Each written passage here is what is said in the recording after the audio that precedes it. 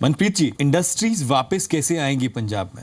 क्या खाका पंजाब सरकार, नई सरकार पंजाब की इंडस्ट्रीज को वापस लाने के लिए बना रही है? देखिए, सबसे पहले तो हमने ये अपना एक टारगेट फिक्स किया है कि हर महीने एक बिग टिकट इन्वेस्टमेंट जो है वो पंजाब में हम लेके आएंगे जी। और बिग टिकट का मतलब है 2, 3, 4, 5, 10, 15, 20 हजार करोड़ का हर महीने ये टारगेट बना है जी। और ये हमने इंडस्ट्रीज डिपार्टमेंट को भी और बाकी अफसरान को भी ये कहा है कि हमें नहीं पता आप चंडीगढ़ में रहो, दिल्ली रहो, बंबई रहो, हमें नहीं पता, चीफ मिनिस्टर साहब ने हर महीने एक बड़ी इंडस्ट्री को वहां जाके उसका जो भी भूमि पूजन श्री गणेश करना है वहां करना है। और इसका मतलब है कि 12 प्रोजेक्ट हर साल और 5 साल में 60 बड़े कारखाने या बड़े इंडस्ट्रियल नाम जो हैं वो पंजाब की हम ज़मीन पे यहाँ शुरू करेंगे। और उसके लिए हमें जो भी कुछ करना पड़ा, बिजली, ज़मीन, पानी वगैरह वगैरह, तो एक तो ये हमारा मंसूबा है जी। उसके अलावा एक जो पंजाब की एग्जिस्टिंग इंडस्ट्री है वो भी उसके भी हालात जो है काबिल रहम है जी। और हमने ये फैसला किया है कि पंजाब में जो बिजली का रेट है जी। पंजाब ने तरक्की क्यों करी जी। पहले तो ये समझने की जरूरत है जी। पंजाब ने तरक्की इस करके करी क्योंकि पंजाब के पास भाखड़ा डैम बन गया था जी। वो ना मद्रास के पास था ना गुजरात के पास था। बिल्कुल। हमारे पास बिजली सस्ती थी और वाफर थी जी। जी। तो आज जो पंजाब की इंडस्ट्री को बिजली का रेट है और जो बिजली के चार्जेस हैं वो इतने ज्यादा है कि वो हम कंपटीशन से बाहर हैं जी। तो दूसरा करेंगे कि बिजली के रेट जो है वो कम करेंगे कि ताकि पंजाब की मौजूदा इंडस्ट्री वो कंपटीशन में आ जाए। जी। जी। तीसरा हम ये भी करने जा रहे हैं कि जो पंजाब में कच्चा माल आता है, लोहा आता है, कोयला आता है इंडस्ट्री के लिए, या जो यहाँ से माल जाता है तो हिंदुस्तान के बंदरगाह पे जाएगा जी। तो पंजाब क्योंकि हिंदुस्तान के कोने में वाक़या है जी, तो जो हमारे ये जो फ्रेट चार्जेस हैं वो अनइक्वल हैं। जो गुजरात पे बैठा है या मद्रास में जो इंडस्ट्री बैठी है तो उनको ये तो ट्रक का किराया नहीं पड़ता, तो हम ये फ्रेट में कुछ ना कुछ सब्सिडी देंगे जी। और सबसे बड़ी बात जो है जी कि जो पंजाब में कारोबार करता है जी उसकी हम इज्जत करेंगे, उसका वकार बहाल करेंगे, उसको शक की निगाह से नहीं देखेंगे, उसको हम ऐसे उसके साथ वतीरा करेंगे जी जैसे कोई इंसान अपने जवाई के साथ करता है जी। उसको चोर नहीं समझेंगे, उसको टैक्स इंस्पेक्टर तंग नहीं करेंगे, उसको एनओसी CLU के लिए तंग नहीं होना पड़ेगा जी। हम इस बात पे अब कन्विंस्ड हैं कि अगर पंजाब को कोई इस नर्क से, इस दलदल से निकाल सकता है तो वो कारोबार निकाल सकता है, वो इंडस्ट्री निकाल सकती है जी। और ये जो कारोबार का चक्का जाम हो गया है पंजाब में, इस कारोबार के चक्के को हम तेजी से घुमाएंगे जी। और उसके लिए जो भी फैसले करने पड़े, जो भी कानून करने पड़े, जो भी रियायतें देनी पड़ी वो हम पंजाब में देंगे। दिनेश, मैं ये भी कन्विंस्ड हूं जी कि पंजाबी में वो हिम्मत है, अगर पंजाबी अपनी आई पे आ गया जी, अगर पंजाबी जिद में आ गया, अगर पंजाबी खुंदक में आ गया जी, तो ये जो पंजाबी है ये अकेला पंजाब को नहीं, ये तो सारे हिंदुस्तान को इस नर्क से निकाल देगा। पंजाब अगर ये बात करें कि कैप्टन सरकार, पंजाब की जो नई सरकार है वो अपने पे है कि नहीं, उसकी नीयत साफ है कि नहीं? देखिए, कैप्टन साहब की तो नीयत साफ है, मैंने ये पहले भी 2-3 बार इस प्रोग्राम में कहा है जी। और कैप्टन साहब एक ऐसे लीडर है, मुझे तो बड़े लीडरों से उनके साथ काम करने का मौका मिला। ये बड़ी बेबाकी से फैसले लेते हैं जी, बड़ी जल्दी फैसले लेते हैं जी। ये डेलीगेट करते हैं अपना काम जी। और ये आप समझ सकते हो कि 22 साल में मैंने कैबिनेट की कोई ऐसी मीटिंग नहीं अटेंड करी जहां 140 फैसले लिए गए हो जी। और ये सिवाय कैप्टन अमरिंदर सिंह के कोई नहीं कर सकता जी। So it is a pleasure जी to work with him. Captain साहब का फाइनेंस मिनिस्टर होना मेरे लिए ना केवल एक इज्जत का बाइस है, बट इतनी खुशी होती है कि जो भी आप उनको उनमें बड़ी एक पॉजिटिव एनर्जी है जी। आप उनको कोई भी बात समझा दें वो फैसला लेने में 1 सेकंड लेते हैं जी, जो पहले मुझे ये एक्सपीरियंस नहीं रहा जी। मनप्रीत जी, ये कहा जाता है कि ये जो 140 पॉइंट्स है कैबिनेट, पहली कैबिनेट में जिन पर फैसला लिया गया, ये उन्होंने चुनाव पंजाब में जैसे ही चुनाव खत्म हुआ उसके बाद इस पर काम करना शुरू कर दिया था। इसमें कोई शक नहीं है और मैं इस 140 जो फैसले हैं क्योंकि ये मैनिफेस्टो का हिस्सा थे, मुझे पंजाब कांग्रेस का मैनिफेस्टो लिखने का शर्फ हासिल है जी। और जैसे ही इलेक्शन या पोलिंग खत्म हुई तो पहली कैबिनेट का एजेंडा उसी दिन बनना शुरू हो गया था। हालांकि पंजाब में जो गिनती है वो 1.25 महीने बाद हुई जी, पर जी। हमें पता था कि पहले दिन कैबिनेट में ये 140 फैसले लिए जाएंगे और ये बड़े अहम फैसले थे और अगर हम पहले दिन ना लेते तो शायद ये कभी लिए भी नहीं जाने थे। जी, जी। जो भी पंजाब के फैसले हैं जी, या तो ये पहले 100 दिन में आ जाएंगे जी। वरना ये फिर आ नहीं पाएंगे, क्योंकि पहले 100 दिन ही होते हैं जब ये फैसलों पे अमल हो सकता है और इन फैसलों को किसी न किसी अंजाम तक पहुंचा सकते हैं। जी। मनप्रीत जी, इंडस्ट्रीज की हम बात कर रहे थे, इंडस्ट्रीज वापस और इंडस्ट्रीज एग्जिस्टिंग इंडस्ट्रीज जो पंजाब में है, लेकिन एक और आरोप जो लगता रहा है और लगता है कि मंत्री विधायक वो अपने रीजन में इंडस्ट्रीज को लेकर जाते हैं, वहां पर लगाना चाहते हैं। आप अश्योर करते हैं पंजाब की जनता को कि इस तरह का कोई काम, इस तरह की कोई बात जो है इस नई सरकार में नहीं होगी? नहीं, देखिए, पहले तो ये है कि पंजाब की जो एग्जिस्टिंग जहां हमारे इंडस्ट्रियल सेंटर्स हैं, चाहे वो लुधियाना में है, मंडी गोबिंदगढ़ में है, खन्ना मंडी में है, जलंधर में है, अमृतसर में है जी। जो इंडस्ट्रियल सेंटर्स हैं उनके भी हालात जो हैं, वो सड़कें नहीं बनी, वहाँ बिजली की तारें इधर उधर घूम रही हैं, वो देखने में अच्छे नहीं है।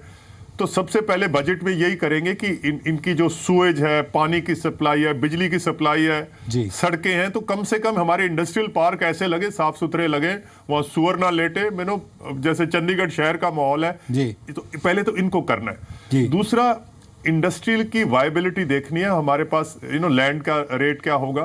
तो नए इंडस्ट्रियल पार्क जो है, नई एक किस्म के लैंड बैंक जो है वो सरकार लेके आना चाह रही है, तो ये हम 1 साल में ये भी कायम करेंगे जी। और अगर कोई विधायक या कोई मिनिस्टर अपने हलके में ले जाना चाहता है और इंडस्ट्री जाना चाहती है तो हमें इस बात की भी कोई आपत्ति नहीं है जी। मैं आपको एक छोटी सी बात बताऊं कि जब नेस्ली, जो कि बहुत बड़ा एक मिल्क प्रोसेसिंग प्लांट है, दुनिया में बड़ा मशहूर है, तो जब वो हिंदुस्तान आए तो पंडित जवाहरलाल नेहरू उस टाइम प्राइम मिनिस्टर थे, तो उन्होंने बोला कि ये जी कोई अंग्रेज आया और इन्होंने दूध का कारखाना लगाना है, तो उन्होंने बोला कि चलो पंजाब भेज दो जी। तो या कैरो साहब या प्रताप सिंह कैरो चीफ मिनिस्टर होते थे जी। तो जब अंग्रेज आया तो उन्होंने अपने, अंग्रेज तो पंजाबी समझता नहीं था जी, तो उन्होंने पंजाबी में अपने पीए को बोला कि ये अंग्रेज आया, इसने बहुत बड़ा कारखाना लगाना है, पर लगाना मेरे हल्के में पट्टी में लगाना है जी।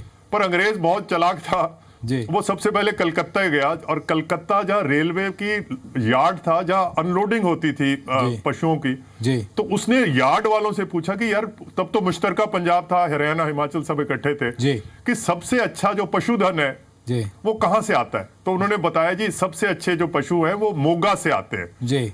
तो अंग्रेज कैरो साहब के पास गया, उन्होंने बोला जी मैंने फैसला कर लिया, पर मैंने मोगे पे लगानी है इंडस्ट्री। कैरो साहब ने बोला नहीं नहीं, उससे अच्छी जगह दिखाते हैं जी। तो अंग्रेज ने बोला जी मेरा तो मन बन गया। तो कैरो साहब ने पंजाबी में बोला कि अंग्रेज को भागने नहीं देना यार, चलो मोगे में लगाता है तो मोगे में लगा लो जी जी। तो जहां इंडस्ट्री लगाना चाहेगी, अगर विधायक के कहने पे आएगी तो चलो ठीक है, पर जहां भी लगाएगी, पंजाब में लगाएगी, तो हमें इस बात की कोई आपत्ति नहीं जी। मनप्रीत जी, अगर कांग्रेस की इस बड़ी जीत की बात करें तो क्या आपको क्या लगता है, क्या कारण रहे जो पंजाब की जनता ने आपको इतना बड़ा मैंडेट जो है कांग्रेस को दिया पंजाब में? जितनी मुझे समझ है राजनीति की, और मैं भी राजनीति का स्टूडेंट रहा हूं जी, तो एक तो कैप्टन अमरिंदर सिंह साहब की एक शख्सियत थी, एक इस किस्म की उनकी इमेज है। एक तो he is one of the tallest leader in the sense कि कोई करप्शन का टेंट नहीं है जी। और कैप्टन अमरिंदर सिंह की जिंदगी में 3 बड़े फैसले उन्होंने लिए। एक तो था कि जब 1984 में गोल्डन टेम्पल पे जब हमला हुआ जी, तो हालांकि ये कांग्रेस के बड़े वरिष्ठ नेता थे, गांधी फैमिली से इनकी बड़ी कुर्बत थी, राजीव गांधी साहब के ये पर्सनल दोस्त थे, जून स्कूल में इकट्ठे पढ़े थे। हालांकि इटली में, रोम में इनके फादर एम्बेसडर थे, तो बावजूद इसके इन्होंने इस्तीफा दे दिया जी। ये बहुत बड़ा फैसला था, तो पंजाब के लोग इन पे एतबार करते हैं। दूसरा था कि जब ऑपरेशन ब्लैक थंडर हुआ जी, तो तभी भी इन्होंने, ये हालांकि एग्रीकल्चर मिनिस्टर थे, असूल की राजनीति करते हैं जी। और तीसरा, जब SYL नहर का जो फैसला पंजाब के खिलाफ आया जी, तो उन्होंने termination of water agreement act किया, वो भी बहुत बड़ा फैसला था जी। और चौथा, पंजाब के लोगों को शायद पता हो पर आपके बाहर के लोगों को पता नहीं है जी कि ये फौज में कैप्टन होते थे जी। तो इन्होंने इस्तीफा दे दिया क्योंकि घर का काम नहीं चलता था, इनका कारोबार बहुत बड़ा था। 1965 की जंग लगी तो कैप्टन साहब ने हालांकि इस्तीफा दे दिया था, फौज में नहीं थे, इन्होंने लड़ाई करके कैबिनेट जो डिफेंस सेक्रेटरी से अपनी कमीशन वापस ली और पाकिस्तान में खेमकरन के मुहाज पे ये लड़ने गए जी। तो लोग, ये लीडरशिप क्वालिटीज हैं। तो एक तो कांग्रेस का जीतने का ये था कि और किसी पार्टी के पास कैप्टन साहब के कद्दावार का उस कद का नेता नहीं था जी जी। दूसरा, जो कांग्रेस पार्टी का एजेंडा था जी, और जो मैनिफेस्टो या एजेंडा कह लो, या जो कांग्रेस पार्टी पे लोग एतबार करते थे, वो बड़ा इनकलाबी था इस बार। जैसे आपने वीआईपी कल्चर की अभी बात मेरे से छेड़ी जी। और तीसरी बात ये भी थी कि कांग्रेस का एक पीढ़ी दर पीढ़ी, नस्ल दर नस्ल पंजाब में वोट बैंक है। 30-35% लोग ऐसे हैं जिनके बाप दादा परदादा कांग्रेस पार्टी से जुड़े हुए जी। जंगे तहरीके आजादी से लेकर आज तक खानदान के खानदान जो है, वो चाहे कांग्रेस अच्छा काम करे बुरा काम करे, वो कांग्रेस के साथ ही जुड़े जी। तो ये तीन कारण बन गए, लीडरशिप, एजेंडा और लॉयल्टी टू द पार्टी, जिसकी वजह से बहुत बड़ी बहुमत जो है वो कांग्रेस के पास आई। हालांकि मैं खुद पर्सनली समझता हूं और शायद कोई लोग मेरे से नाराज भी हों कि अगर टिकटों के मामले में इतनी देरी ना की होती, ये 77 जो है 88 भी बन सकती थी जी। आपको उम्मीद थी कि इससे भी ज्यादा सीट आ सकती थी? कांग्रेस की जो इतनी बड़ी जीत हुई, इससे भी बड़ी जीत हो सकती थी? सब ये तो हाइंडसाइट की बातें हैं। एक बार अब जब बैठ के हम खुलासा करते हैं कि अगर फलां को फलां टिकट दे देते, अगर इसमें ये कर देते, टाइम से अगर दे देते, जैसे आम आदमी पार्टी ने तकरीबन 4 महीने पहले अपनी टिकटों की तकसीम कर ली थी अक्सरियत की, और हमने बहुत देर कर दी जी। पर तो ये तो अब बाद की बातें हैं, पर 77 भी हैं तो पंजाब के लोगों ने भरोसा किया है, पंजाब के लोगों ने एतबार किया है। और मैं तो आज आपके जरिए और आपके काले कैमरे के जरिए यही उनको कह सकता हूं कि अब पंजाब के लोगों ने वफादारी का एक सबक वो कैप्टन अमरिंदर सिंह को और कांग्रेस पार्टी को सिखाया है। और कांग्रेस पार्टी कभी भी पंजाब के लोगों से बेवफाई नहीं करेगी। पंजाब मेरा घर है, इसके लोग मेरा कुनबा है, और अगर कांग्रेस पार्टी पंजाब से बेवफाई करेगी तो ये समझ लो कि ये अपने खून से बेवफाई करेगी जी। मनप्रीत जी, आपने कहा कि आम आदमी पार्टी ने 4 महीने पहले ही टिकटें बांट दी थी, लेकिन इसका भी कोई फायदा उनको नहीं हुआ। क्यों आम आदमी पार्टी की हार जो है पंजाब में हुई? और ये माना जा रहा था सोशल मीडिया पर आम आदमी पार्टी जो है बहुत स्ट्रांग दिख रही थी, और ये कहा जा रहा था कि आम आदमी पार्टी की जो है 100 से ज्यादा, ये आम आदमी पार्टी का अपना क्लेम था, अपना दावा था कि 100 से ज्यादा सीटें जो है वो जीतने जा रही है पंजाब में। सब जितना मुझे पता है, और मैं फिर कह रहा हूं, मैं किसी रंजिश या सियासी शोखाबाजी से नहीं कह रहा जी। एक तो आम आदमी पार्टी कोई लीडर अपना प्रोजेक्ट नहीं कर पाई कि हमारा चीफ मिनिस्टर का कैंडिडेट कौन होगा, और एक पंजाब के लोगों में यह भी तासुर पैदा हो गया था कि अल्टीमेटली शायद केजरीवाल साहब खुद यहाँ के चीफ मिनिस्टर बनेंगे जी। वो पंजाब के लोगों को नाकाबिले बर्दाश्त या नाकाबिले कबूल था कि कोई गैर पंजाबी आके यहाँ का पंजाब का चीफ मिनिस्टर बनेगा जी। दूसरा, जो आम आदमी पार्टी का एजेंडा था, उस पे लोगों को भरोसा वो नहीं बना पाए, क्योंकि वो हर आदमी को हर बात को मंजूर कर रहे थे जी। जैसे बहुत ज्यादा पॉपुलिस्ट जैसे होता है, जो भी किसी ने बात कह दी ये भी करेंगे वो भी करेंगे, तो लोगों को इस बात का एतबार नहीं था जी। और अगर मैं गलत ना हूं जी, तो आम आदमी पार्टी ने जो खालिस्तानी एलिमेंट था जी, और ऐसा लगा कि चलो वोट बैनी, उनकी नीयत पे नहीं मैं शक कर रहा, पर एक ये भी पंजाब में तासुर हो गया कि किसी पार्टी का कोई आइडियोलॉजिकल पोजीशन नहीं ली जी, ना लेफ्ट ना राइट ना सेंटर। कोई एक्स कम्युनिस्ट थे वो भी हाजिर थे, जो खालिस्तानी थे वो भी हाजिर थे, कोई एनआरकी वाले थे वो भी हाजिर थे जी। तो अल्टीमेटली जो पिछले 4 दिन थे पंजाब के इलेक्शन में जी, तो पंजाब के लोगों ने एक मुझे, और हमें खुद, क्योंकि मैं इलेक्शन लड़ रहा था, मुझे इलेक्शन की कैंपेन का ट्रेंड बदलते नजर आया पिछले 4 दिनों में जी। और लोगों को ये लगा कि पंजाब को बचाना नहीं जी, इसको चलाना भी है, और चलाएगा कौन? और सिवाय कांग्रेस के उनको कोई और पार्टी दिखी नहीं जी। लेकिन मनप्रीत जी, अपनी हार का जो ठीकरा है, हार का जो कारण है, वो आम आदमी पार्टी के, चाहे दिल्ली के मुख्यमंत्री हो अरविंद केजरीवाल, जो कि संयोजक भी है आम आदमी पार्टी के, और नेता विपक्ष जो नए बने हैं पंजाब में, एचएस फुल्का, उन्होंने अपनी हार का ठीकरा जो है ईवीएम पर फोड़ दिया कि ईवीएम में टेम्परिंग हुई है। साहब, जब दिल्ली का इलेक्शन जीता था तभी भी वो ईवीएम्स ही थी, तो ये तो नहीं चलो धीरे धीरे ठीक हो जाएंगे। मुझे एक छोटा सा मैंने एक चुटकुला सुना था कि कोई एक बार जो इंग्लैंड के वजीर आजम थे, वो किसी पागल खाने का मुलाजा करने गए जी। तो वो जो वो जब वो सारे जो थोड़े बहुत रिफॉर्म्ड थे, अच्छे मरीज थे, उनके पास ले गए जी। तो जब वजीर आजम थे, उन्होंने हाथ मिलाया और उनको बोला कि हाँ जी, मैं इंग्लैंड का वजीर आजम हूँ जी। तो जो मरीज था उसने बोला, कोई बात नहीं, आज तेरा पहला दिन है, जब मैं आया था मैं भी यही बोलता था, धीरे धीरे तो ठीक हो जाएगा जी। तो धीरे धीरे ये जो ईवीएम पे शक है, वो धीरे जैसे जैसे वो और ये ना समझ ले कि मैंने उनको ये मिसाल दे के कोई उनको नीचा दिखाने की कोशिश करी है, पर जैसे जैसे वो पड़ताल करेंगे अपनी हार का जी, तो उनको पता चल जाएगा कि उनके पास कार्डर नहीं था, उनके पास ऑर्गेनाइजेशनल स्ट्रेंथ नहीं थी जो कांग्रेस पार्टी के साथ थी, और इसमें ईवीएम का कोई दोष नहीं है।